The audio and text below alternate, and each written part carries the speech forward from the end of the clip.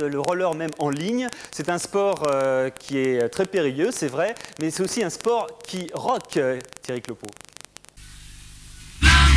Que ça soit en quad, ancienne version avec 4 roues ou en patin en ligne, le roller skate, il faut le savoir, c'est un véritable carton actuellement. Il est en plein boom. Le dernier contest à Lausanne est passé en direct en ouverture du journal de 20h de la télévision suisse romande. Il faut savoir aussi qu'il y a 15 millions de pratiquants aux États-Unis et 150 000 en France. C'est dire si ça marche.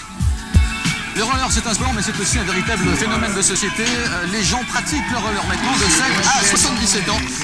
Des personnes qui s'inscrivent dans les clubs, ici au Trocadéro, à Lyon, à Marseille, à Reims. Au début, le voyez, c'est pas évident. Ça ressemble un peu au ski, il ne faut pas avoir peur. Mais généralement, au bout d'une semaine, ça fonctionne. Le roller, donc, c'est une manière de vivre, c'est une façon d'être. Et puis, c'est aussi, bien évidemment, la compétition avec Pascal Caron. Cette semaine, nous avons rencontré deux jumeaux qui font la paire en matière de roller et qui rêvent de participer au championnat de France. Et des professionnels comme aux États-Unis, c'est parti. Alors lui c'est Alexandre, c'est mon père, et on se l'a mis se débrouille pas trop mal.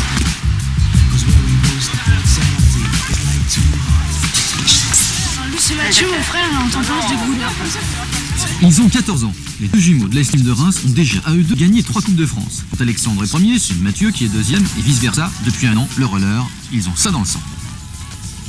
Surtout la vitesse et puis le tremplin. Parce que j'aime bien, on est plus libre et puis on fait les figures qu'on veut. Parce que le vélo, on ne sait pas trop où le mettre.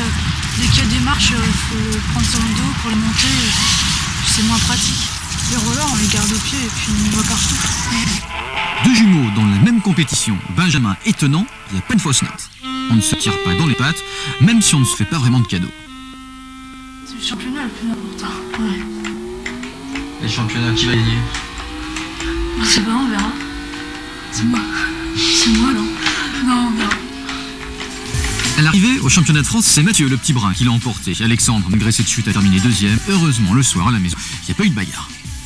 Le roller, c'est aussi toute une histoire, et c'est en 1777 que les premiers patins voient le jour à Buckingham, à Londres. On n'a malheureusement pas d'exemplaire de ces patins à roulettes, mais grâce à Sam, qui est le patron du musée du roller à Paris, eh bien, je vous propose de découvrir tout de suite cet exemplaire unique d'un patin qui date de 1876, le premier patin à roues directionnelles, des trucks, des roues en buis, un patin qui était utilisé à l'époque par l'aristocratie. Puis aussi, il y a les patins de papa-maman, souvenez-vous, si vous êtes né en 1940, à peu près vous aviez 15 ans, des patins qui datent de 1955. Et ça, ce sont les fameux Mistral.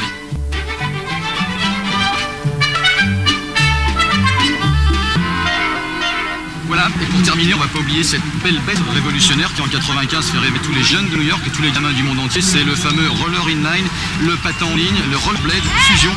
C'est un Rolls en fait du roller avec des patins qui coûtent 2000 francs et qu'utilisent tous les pros aux États-Unis, les pros de la rampe.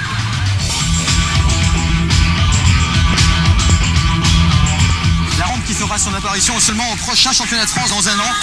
Car c'est vrai qu'en France actuellement il y a un problème de structure, c'est un appel du Thio-Méry, messieurs les maires construisent les rampes pour les roller skaters. Et puis sous la pluie, sur les jets d'eau de Trocadéro, une dernière petite chose pour vous dire que le roller c'est aussi l'ouverture vers des sports nouveaux et le plus en vue actuellement c'est le street hockey.